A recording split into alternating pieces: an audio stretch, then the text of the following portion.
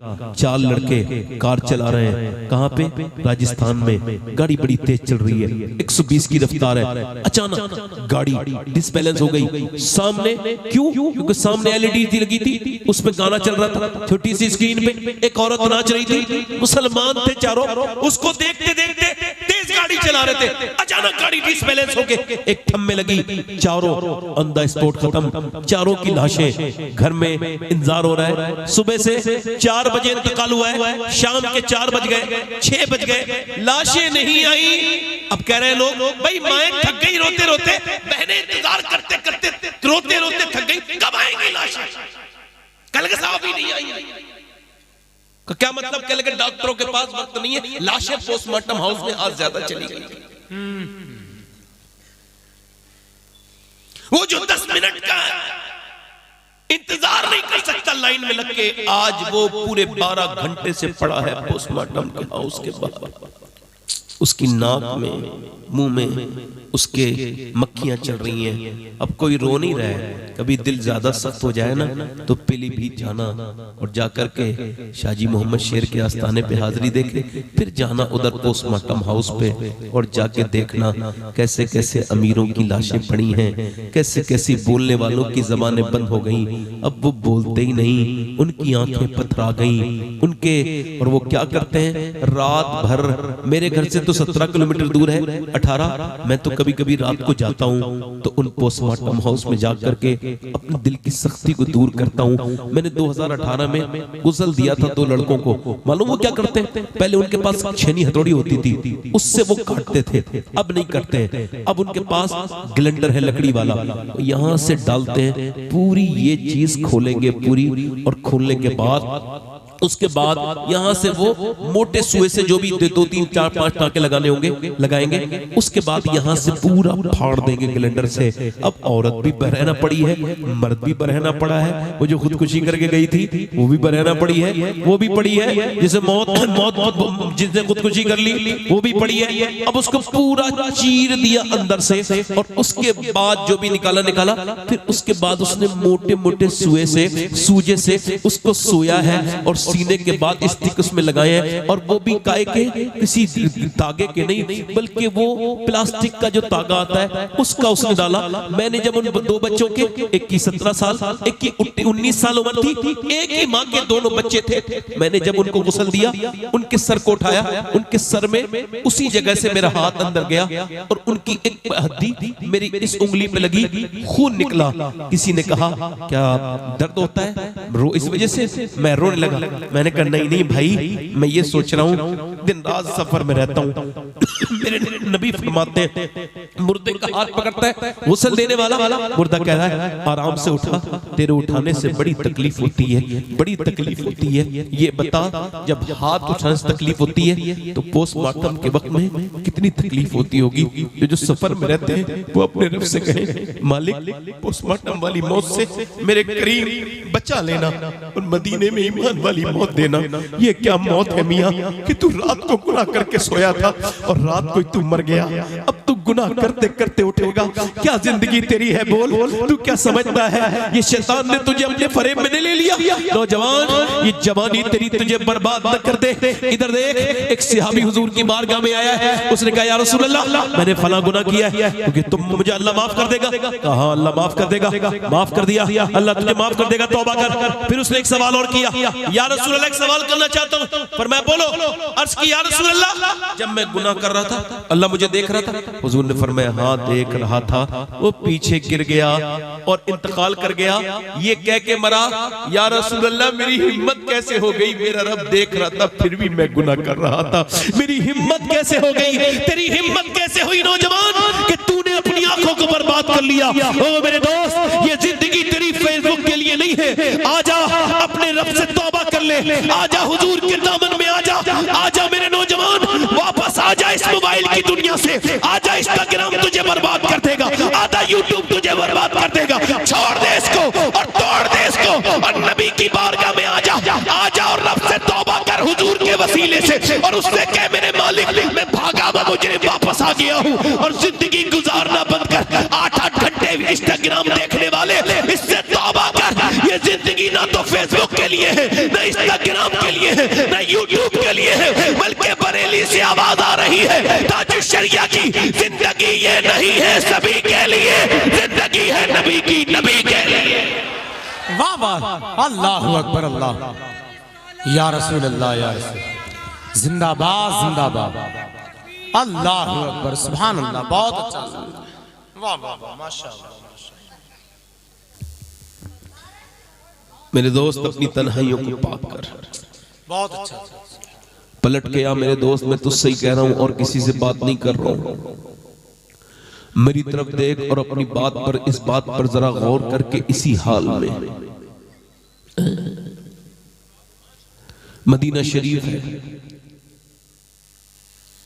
एक औरत है हुजूर की बारगाह में आई है, तवज्जो है, दिल लग रहा आप लोगों को नहीं लग रहा? कितने लोगों को दिल लग रहा है?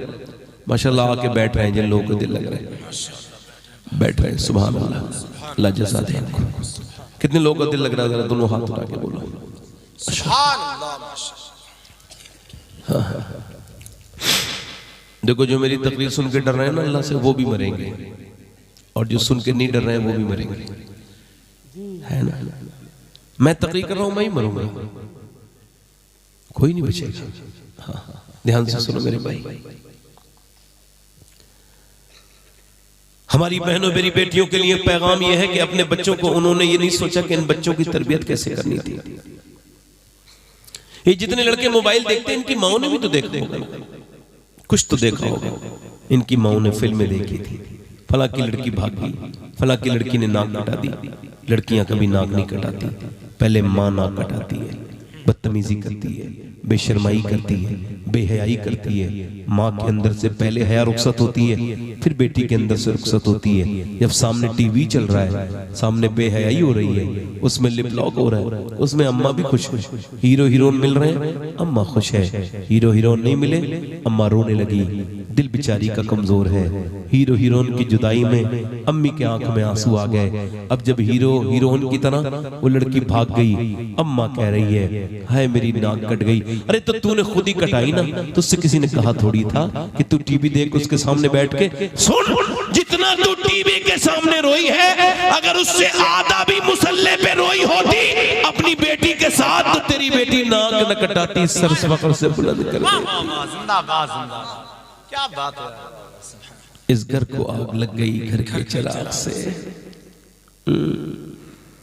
मदीने में एक औरत आई है, सुनो मेरी बहनों मेरी बेटियों, हुजूर फरमा रहे हैं जो जो अपने बच्चों को और अपने बेटों को इस्लाम के नाम पर जिहाद में भेजना चाहते हैं वो भेजें। एक औरत आई है, सुनो सुनो सुनो सुनो, एक जवान औरत है, उसका 2.5 साल का बच्चा है।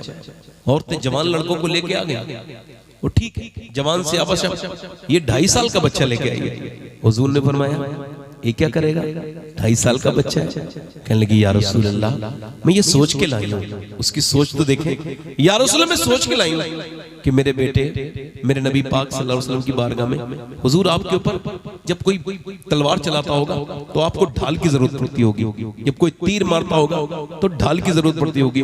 या रसूल अल्लाह मैं ये सोच के लाई हूँ कि मेरे 2.5 साल के बच्चे को आप जरा ढाल बना लीजिएगा। एक तीर एक बार अगर आपकी तरफ आने वाला मेरे बच्चे ने रोक लिया तो या रसूल अल्लाह मैं क़यामत के दिन रब की बारगाह में अर्ज करूंगी मेरे मालिक मेरा बच्चा छोटा था मगर मुझे भी शुहदा की माँ के साथ उठाना। मेरे रब मैं अपने रब की बारगाह में सुरखरू, मेरे नबी पाक ने उस बच्चे को उठाया, चूमा और फरमाया मेरे नबी ने सुनो तुम अपने बेटे को ले जाओ, बेटा तुम्हारा नहीं भी शहीद होगा अल्लाह फिर भी शुहदा की माँ के साथ उठाएगा तुम। सुभान सुभान। अब हम अपनी बहनों को कैसे समझाएं भाई? एक बूढ़ी औरत है, देखो 2 घर बर्बाद हो रहे हैं एक खातून की वजह से। अब वो कैसे, सुनो एक खातून है 2 घर बर्बाद हो रहे हैं। एक बूढ़ी वो फोन पे बात करती है अपनी बेटी से और नजरें बुरी नजर से देखती है अपनी बहू को। अब ये दोनों कौन है? ये समझ रही है मैं ये नेक काम कर रही हूं, हालांकि इसकी मौत करीब है, मगर इसको तौफीक नहीं कि कुरान पढ़े नमाज पढ़े, नहीं। मियां लोग हैं भाई, उसको तावीज रेडीमेड देने वाले दीन।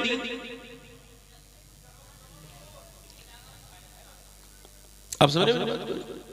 मैंने आपसे कहा है कि इब्लीस लगातार जोर लगाएगा, मगर आपने मेरा साथ देना है। मैं कुछ कह नहीं सकता, आज अपनी जिंदगी में इतना डिस्टर्ब में कभी हुआ नहीं, तकरीर करते करते कभी मैं देखते ही नहीं करता, मगर इस तरह की बातें जो हो रही हैं मेरे साथ ना, मुझे बड़ा परेशानी हो रही है। अल्लाह ताला मुझे माफ करे, अल्लाह मुझे ही माफ करे। मैंने कहा ना, इब्लीस की शक्ल सूरत नहीं है अभी। हुजूर ने फरमाया इंसान की रग में दौड़े खून की तरह, अब किसके ऊपर सवार हो जाए, कौन जाके डिस्टर्ब करने लगे जलसा, कुछ नहीं पता। मगर आप तो यही कहो, सारी दुनिया को नींद आ गई, उनका दीवाना बेदार है, सुभान अल्लाह। अब ही फैसला कीजिए, कौन जन्नत का हकदार है। बस 5-10 मिनट और सुन लो, मैं भी खत्म ही कर रहा हूं। एक खातून है, एक बूढ़ी है, और सुनो, ये आज के जमाने की बूढ़ी है। इसका क्या काम है? इसका काम था कुरान पढ़ती, कुछ पोतों को अच्छी हुजूर की बातें सुना के सुलाती। नहीं, ये तो टेलीफोन पे सुबह कर रही है, टेलीफोन पे शाम कर रही है जी। अपनी लड़की को टेलीफोन कर रही है, क्या पता है, और उससे एक छोटी छोटी खबर ले रही है। तू खाएगी जाके, क्या करेगी, भूखी है जो पूछ रही है, उससे क्या पका है, तू इतनी दूर वो उतनी दूर से अपनी जिंदगी में खुश रहने दे। मगर नहीं, दामाद की जिंदगी में जहर घोले बेस बुढ़िया, और इधर बहू के इधर इसको बुरी नजर से देख रही है। अब ये समझ रही है कि मैं बहुत अच्छा काम कर रही हूं, तू मर एक बार, फिर तुझे पता चलेगा तूने कितना बड़ा जुर्म किया है। नबी फरमाते जो मियां बीवियों में झगड़ा कराए उस पे लानत है। क्या बात जी। देखो एक ही औरत है, एक ही। ए भैया हल्के बोल लो, नवाब भाई। ये नवाब तो नहीं लग रहे हैं मुझे, नवाब ऐसी हरकतें नहीं करते हैं। वही दोनों नहीं, नवाब लोग तो हल्के बोलते हैं, जोर से तो कुरान में आया गधा बोलते हैं। तो जो है कि मेरी तरफ देखो,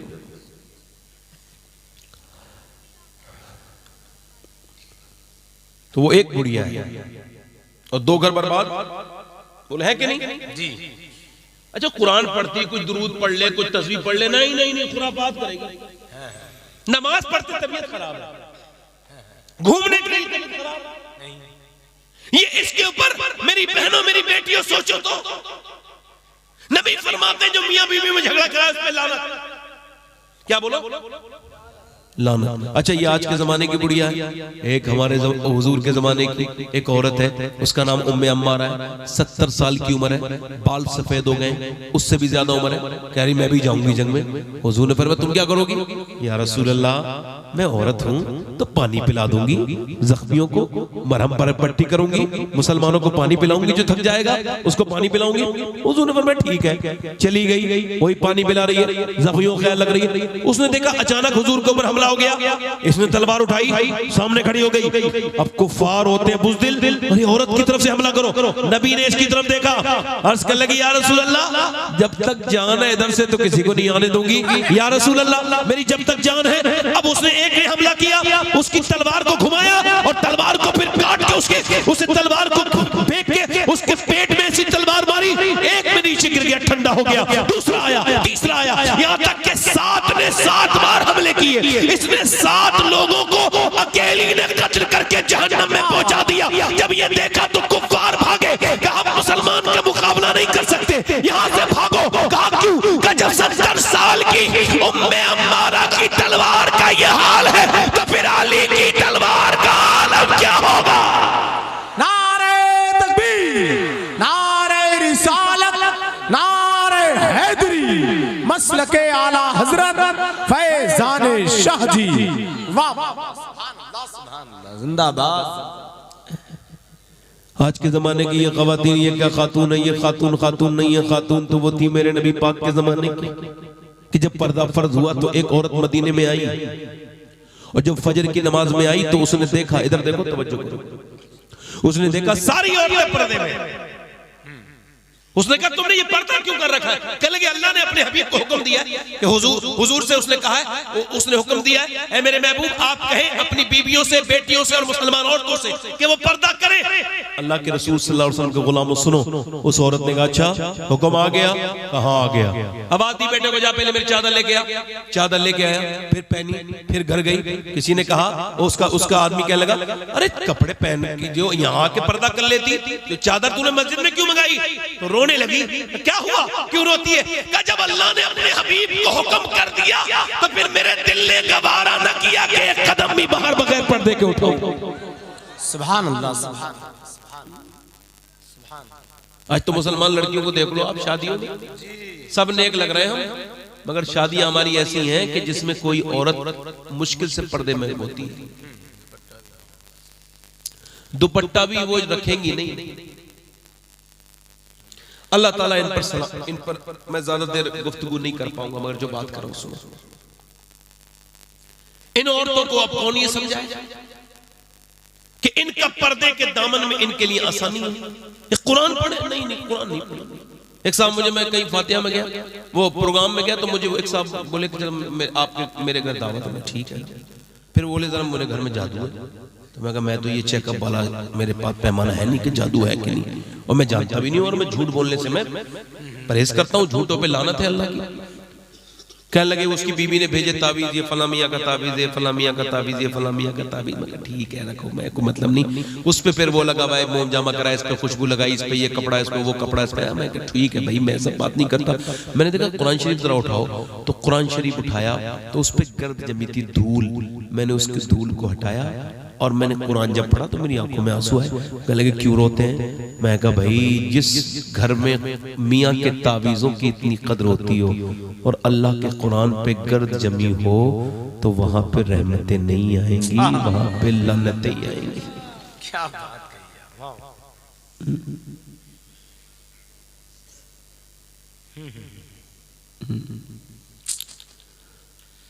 बहुत अच्छा। इब्ने अब्बास कहते हैं कि कुरान में हर बीमारी की शिफा है। बदन की कोई ऐसी बीमारी नहीं जिसकी शिफा कुरान में, और रूह की ऐसी कोई बीमारी नहीं जिसकी शिफा कुरान में। मगर कुरान में अब सबको तो चाहिए रेडीमेड दीन। वो मियाँ लिख के दे रहे हैं, बरकत नहीं है घर में, हाँ मैं दे दूंगा तावीज, बरकत हो जाएगी। हालांकि इसके घर में बरकत होती तो ये तावीज का काम नहीं कर रहा होता, कोई ठीक ठाक काम करता। मगर इसके घर में खुद बरकत नहीं है। वो कह रहे मियाँ कोई ऐसा तावीज दे दो, कोई मियाँ ऐसा तावीज दे दो मेरा आदमी मेरी मुट्ठी में आ जाए। और मियाँ कह रहे हैं बिल्कुल इतने पैसे लगेंगे। हालांकि इनकी वाली खुद इतनी मुट्ठी में नहीं, मगर चूंकि इनको लगता है कि ये इस सब चीजों इन्होंने उसको दे दिया तावीज। अच्छा वो कर क्या रही है हमारी बहनें? वो ये कर रही है कि मियाँ को अपने आदमी को मुट्ठी में करने के लिए तावीज कर रही है। जो कर रहा है वो करना ही नहीं, मतलब मेकअप करके जाती है शादियों में, ब्याहों में, दूसरों को दिखाने के लिए, और अपने आदमी को वही फटे हुए कपड़े, वही बगैर धुलावा मुंह और बेकार से बगैर स्त्री के कपड़े, और जब जाती है शादी में खुद बन समझ के। अरे जिसके लिए दिखाना था, जिसको गुनाहों से बचाने के लिए तुझे इजाजत दी थी शरीयत ने बुर्का अच्छे से मेकअप करने की, उसके लिए तो किया नहीं। अब तू जिसके लिए दिखा रही है और फिर तेरे घर में बरकत आ जाएगी। सुन बरकत किसी मियाँ के ताबीज से नहीं आएगी, बरकत आएगी तो उस नबी की बेटी के तरीके से आएगी। खातून जन्नत के मौला अली कहते जब मैं घर में आता था तो फातिमा मुझे मुस्कुरा के इस्तकबाल करती थी। अब दुनिया के सारे मियाँ के तावीज एक तरफ और नबी की बेटी फातिमा ज़हरा का तरीका एक तरफ। सुभान अल्लाह, सुभान अल्लाह, जिंदाबाद।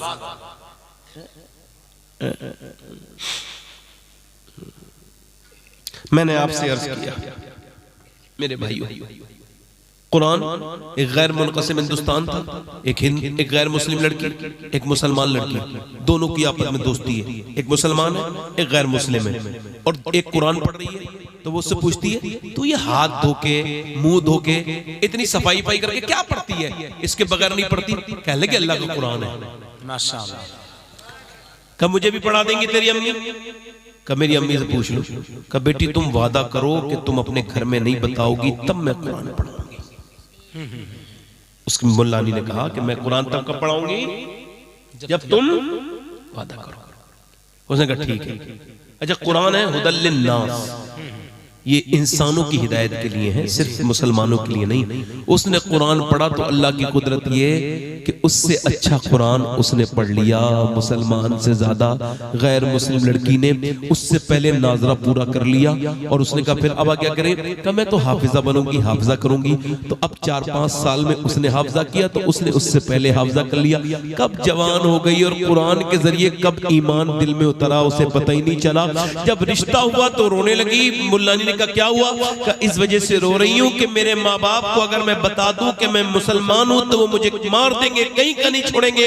और मेरा रिश्ता जहां से हुआ है वो बड़ा कट्टर दुश्मन है मुसलमानों का, बड़ा सख्त, बहुत ज्यादा कट्टर दुश्मन है। और अगर मैंने उसको, अब मैं क्या करूं? या तो मैं अपनी जान दे दूंगी। उसने कहा बिल्कुल ऐसा न करना। रोने लगी, फिर क्या करूं? मैं अपना ईमान नहीं छोड़ सकती। उसने सर पे हाथ रख के कहा बेटी, जिस कुरान से तू मोहब्बत करने लगी है ना, यही कुरान तेरे लिए काफी है, तेरी मददगार साबित होगा, तेरी मदद करेगा। अब देखो उस खातून ने क्या किया? कुरान उसको दे दिया, जा छुपा के ले जा। अब अंदर कमरे में रख दिया। 10 साल लगातार कुरान पढ़ती थी, चुप चुप के और रोती थी। 10 साल। बच्चे हो गए 3 उसके,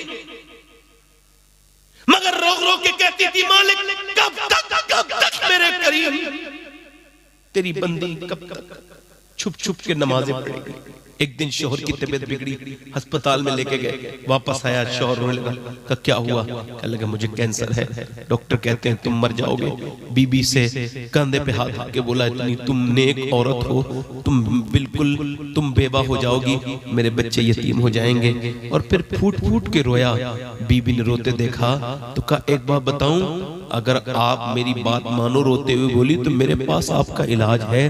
कहा तुम्हारे पास इलाज है? सारे डॉक्टरों ने रिपोर्ट देख ली, वो कहते हैं कोई इलाज नहीं। कहने लगी मैं जिस डॉक्टर को जानती हूं, जब सारे डॉक्टर मना कर देते हैं तभी वो डॉक्टर अपना इलाज शुरू करता है। का फिर का वादा करो। क्या वादा करो? का वादा करो कि तुम अगर ठीक हो गए तो मेरी बात मान लोगे। मरता क्या ना करता। उसने कहा ठीक है मान जाऊंगा। अंदर गई, बंद किया कमरा, 2 रकअत नमाज पहले पढ़ी और रोई गिड़गिड़ा के मालिक। उसके बाद कुरान खोला। उसे मालूम था कि उसकी जो मुल्लानी थी वो कुरान पढ़ती थी, तो जब कोई बीमार आता था तो सूरह फातिहा पढ़ के दम करती थी। इसने सूरह फातिहा पढ़ा और जब पहुंची ना इय्याका नअबुदु व इय्याका नस्तईन पर, तो रोने लगी और कहने लगी मालिक तुझे पूछती हूँ, तुझसे ही मदद चाहती हूँ। मेरे मालिक मैं कमजोर हूँ, तू ताकतवर है, अपनी बंदी पे करम कर दे।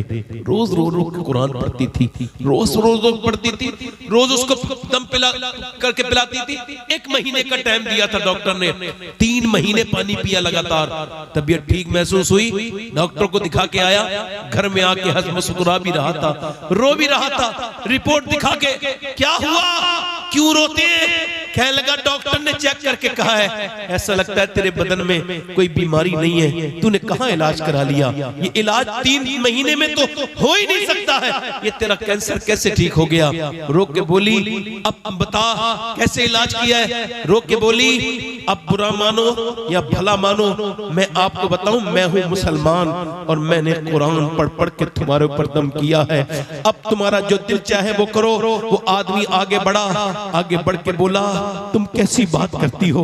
जिस खुदा को मैं मानता नहीं था तब तो उसके कुरान ने मुझे ठीक कर दिया, मैं मानूंगा तो फिर क्या होगा? कलमा पढ़ के मुसलमान। सुभान अल्लाह। कब उठाएंगी मेरी बहन कुरान? कब मेरे भाई उठाएंगे कुरान? कुरान हमारी नस्ल से निकल गया मेरे दोस्तों, मेरे भाइयों। और आपसे आखिरी बातें यही कर रहा हूं, अपने रब से तौबा कर लो। जितनी बदनिगाहियां की हैं, माँ बाप अगर जिंदा हैं तो उनकी कदर कर लो। रात भी अर्ज की थी, अब भी कर लो। माँ बाप से दुआएं लो। माँ बाप के मरने के बाद रोने का कोई फायदा नहीं। जीते जी दम रोए तो बाद मरने के क्या रोए रहे हो? उससे कहो मालिक हमको माफ कर दे अपने रब से, और हमने बड़ी खताएं की। माँ बाप को राजी करो, बहनें हो तो उनसे मोहब्बत करो, और रिश्तेदारों में से मोहब्बत करो। आखिरी बात मेरी ये है, मूसा अलैहिस्सलाम के ज़माने में एक औरत है, एक आदमी के पास आई है और आके कहती है मुझे कुछ दे दे अल्लाह के नाम पर, मेरे बच्चे बड़े भूखे, मेरा आदमी बीमार है। उसने कहा मैं तो एक रात में एक औरत पसंद करता हूँ, तू एक रात मेरे पास आ जाना रात को, मैं और दूसरी औरत को पैसे देने के बजाय तुझे दे दूंगा, तू मुझे पसंद है। उसने कहा मैं अपना जिस्म बेचने नहीं आई। वापस चली गई। फिर आई, जब घर तो उसने देखा कि बच्चे रो रहे थे। अम्मा कुछ लेके आई, एक बच्चा बेहोश होकर गिर गया। माँ के दिल को तड़प पैदा हुई, गई जाके बोली मैं जा रही हूँ, अब मुझे कुछ दे दे खाने को, अभी चली जाऊंगी, रात को आ जाऊंगी, जो तेरा दिल चाहे वो कर लेना, मेरे बच्चे बड़े मजबूर हैं।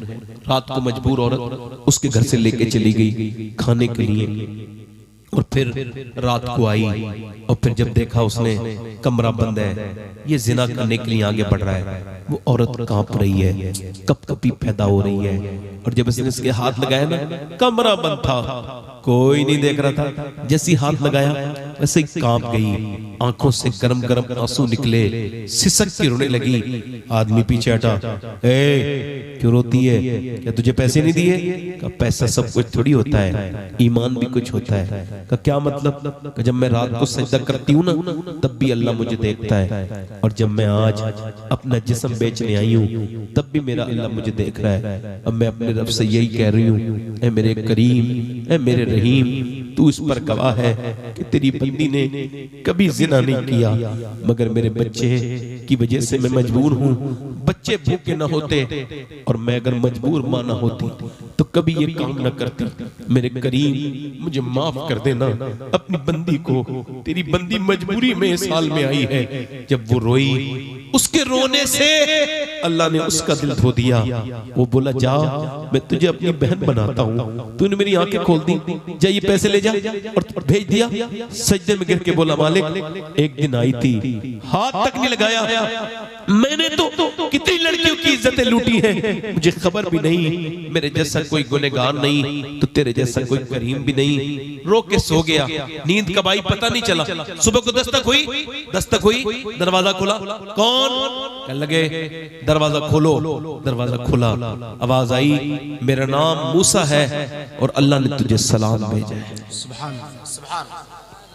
कहने लगे मूसा कोई गलत रास्ते पे आए हो, अल्लाह मुझे सलाम नहीं भेजा, मैं तो इस इलाके का सबसे घटिया इंसान हूं, सबसे बुरा इंसान हूं, लड़कियों की इज्जतें लूटता हूं। तो मूसा ने कहा क्या तूने कोई नेकी की है? पूरी बात बताई। रात एक औरत आई थी मजबूर, उसको मैंने माफ कर दिया, भेज दिया। फिर मैं रोया, कितना रोया था? मेरे आंसू मेरे गाल तक आके और सूख गए, मैं सो गया। मूसा अलैहिस्सलाम ने फरमाया, अल्लाह फरमाता है सुन, अल्लाह ने मुझे भेजा है और कहा है मेरे बंदे से कहना उसके रात वाले आंसू उसके रब ने पसंद कर लिए। सुभान, पसंद कर लिए रात वाले आंसू। मेरे भाई, मेरे दोस्त, मैं आपसे अर्ज कर रहा था कि सबके सामने रो लिए, कभी रब के सामने भी रोए। कभी ऐसा मौका तुम्हें आ जाए ना, मेरी तरफ आखिरी बातें सुनो मेरी, कि तुम्हें आजकल जमाने में खुदकुशियां बढ़ रही हैं। ये मेरा बयान जरा खुदकुशी के हवाले से आप लोग गौर कर लें। लोग खुदकुशी करते हैं, कोई सूरत नजर ना आए। नहीं मेरे भाई, मेरे नबी पाक ने जितनी तकलीफें सही है ना, सारे नबियों की तकलीफें एक पल्ले में रख दी जाए, फिर भी हुजूर की तकलीफ का पलड़ा भारी हो जाएगा। मगर हुजूर कभी किसी के सामने रोए नहीं, किसी की कांधे को तलाश नहीं किया। अल्लाह अकबर। आपको पता है एक दिन हुजूर शेब अबी तालिब में आए। शेब अबी तालिब आपको समझा दूं, आप भूल गए होंगे। 3 साल तक हुजूर के ऊपर पूरी पाबंदियां थी, कोई इनको खाने को नहीं देगा, ना कोई खरीदेगा, ना उन्हें बेचेगा। पूरे काबे में लिख दिया था मुआहदा, इनका बाइकाट कर दो, सोशल बाइकाट कर दो पूरा। अब मालूम है हुजूर एक दिन अपने घर गए ना, सरकार ने जब देखा सैयदा खतीजा रोने लगी। सुने मेरी बहन, कौन रोने लगी? सैयदा खतीजा।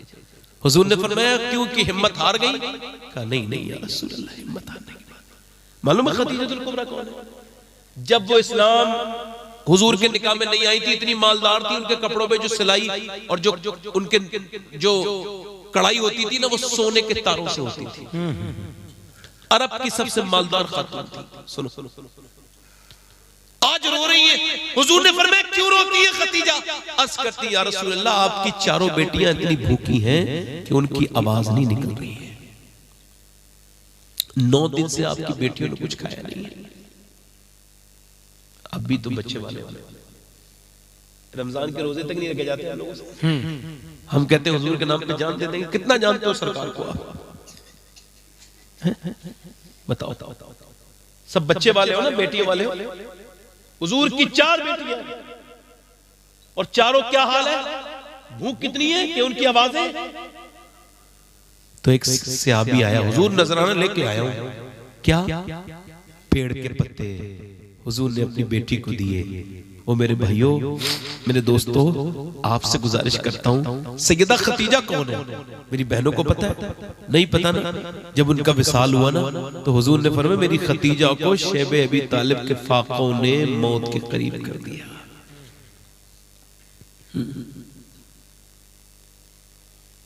हम कितना जानते हैं हुजूर को, सरकार से कितना प्यार करते हैं, कुछ भी तो नहीं करते हमारे। हमने अपनी जिंदगियों को बर्बाद कर लिया। हमने अपने आप को तब्दील करना ही नहीं चाहा कभी। मेरे दोस्तों, आओ अपने रब को राजी करें, उससे कहें मालिक तू हमको माफ कर दे। हम सबसे ज्यादा प्यार अपने नबी से करते हैं और आज से अपनी इस वफादारी को साबित करेंगे। हाथ उठा के बताएं, आप में से कितने लोग ऐसे हैं जो अपने नबी, मालूम है आपको, अम्मा आयशा फरमाती हुजूर के पेट से पत्थर बंधे हुए 17 दिन हो गए, घर में चूल्हा नहीं जलाए, मगर हुजूर दुआ कर रहे हैं। मालूम है क्या दुआ कर रहे हैं? या अल्लाह मेरी उम्मत कभी भूखी ना मरे, मेरी उम्मत कभी भूखी ना मरे। आज ये तुम्हारे घरों के हमारे घरों का नहीं। बताओ कौन कौन हुजूर के नाम पे अपनी जान दे सकता है? दोनों हाथ उठा के बताओ, पीछे से आगे से सब। बहुत देर हो गई, हाथ नीचे। जो जान दे सकते हैं वो कुछ भी कर सकते हैं ना। अब एक दूसरे की तरफ ना देखना, मुस्कुराना नहीं। दोनों हाथ उठा के बताओ उस पैगंबर के नाम पे कौन जान दे सकता है जो पूरी कयामत के दिन आपके और मेरे बख्शिश के लिए सजदा करेंगे और क्या कहेंगे अल्लाह की बारगाह में? आला हज़रत फरमाते हैं पेश हक मुज़दा शफाअत का सुनाते जाएंगे, आप रोते जाएंगे, हमको हंसाते जाएंगे। हाथ उठा के बताएं कितने लोग हुजूर के नाम पे जान दे सकते हैं? नीचे जो जान दे सकते हैं, कुछ भी कर सकते हैं। अब एक दूसरे की तरफ ना देखना, मुस्कुराना नहीं। कितने लोग ऐसे हैं जो जान भी दे देंगे और आज से हुजूर के नाम पे पूरी दाढ़ी भी रखा लेंगे। वो इस महफिल में जरा खड़े हो जाए हुजूर के नाम पे। आज आगे आ जाओ, दो हो गए, दो आ जाओ, कहीं के भी हो आ जाओ। मुसलमान चाहिए मुझे। कोई तीसरा आशिक रसूल है? आ जाओ। 100 शहीदों का सवाब है। उठ जाओ, जिसे भी आओ आओ चचा, सुभान अल्लाह, आओ आओ सुभान अल्लाह, आओ आओ आप आ जाओ, आप बैठ जाओ, आपकी दाढ़ी है, आप बैठ जाओ, पूरी दाढ़ी है। आ जाओ, इधर आ जाओ, इधर आ जाओ। वो हमारे ये भाई जो है हमारे, आ जाओ, हुजूर ने पसंद कर लिया है आपको, सुभान अल्लाह बोलो।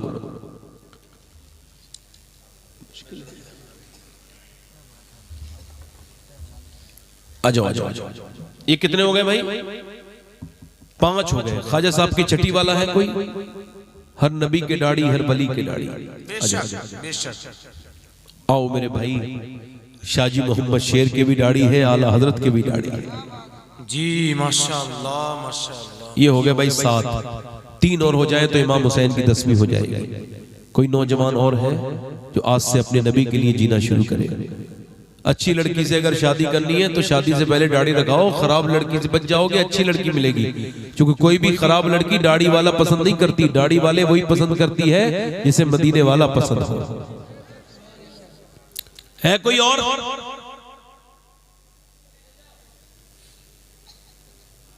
इस 7 हो गए। 8वां कोई आशिक रसूल? जल्दी देर न करे भाई, मुझे जरा निकलना है, दिल्ली एयरपोर्ट जाना है भाई, मुझे जल्दी। कोई है 8वां आशिक रसूल? अरे बाकरगंज के कोई बात नहीं, बाकरगंज के बहुत अच्छे लोग हैं और यहाँ के भी बहुत अच्छे हैं, वो भी उठेंगे इंशाल्लाह कोई ना कोई। ये 7 हो गए, ये भी बाकरगंज के हैं, ये पीलीभीत के। सुभान अल्लाह, ये तो माशाअल्लाह 2-2 शेर